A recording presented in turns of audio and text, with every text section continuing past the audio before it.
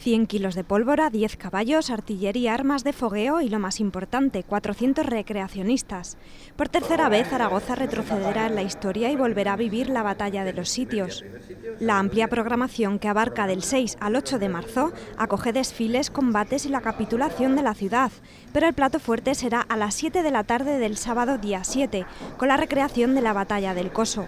Un evento que requiere de mucho esfuerzo en los preparativos. Son laboriosos, lo que pasa que, bueno, pues como nos gusta, pues nos volcamos, ¿no? Pero lleva su tiempo. Claro, al ser ya la tercera vez, pues hay cosas que hemos cogido la rutina y se facilitan, pero en este caso la verdad es que nos ha sido fundamental la ayuda de las brigadas municipales, que la verdad es que el primer año a lo mejor teníamos dudas cómo iría, pero realmente han sido muy profesionales y bueno, me han descargado un montón de trabajo. En las pasadas ediciones, este acto contó con la participación de más de 100.000 personas, un elemento de éxito que se espera mantener por muchos años. Bueno, nuestro ánimo es que esto perdure y que, bueno, pues que efectivamente sea siempre un referente. Tengamos en cuenta que tanto la Zaragoza romana, mejor dicho, como los sitios de Zaragoza son probablemente los dos elementos que más han marcado la historia de la ciudad, y por eso creemos que es bueno celebrarlos uniendo cultura con espectáculo, como es el caso.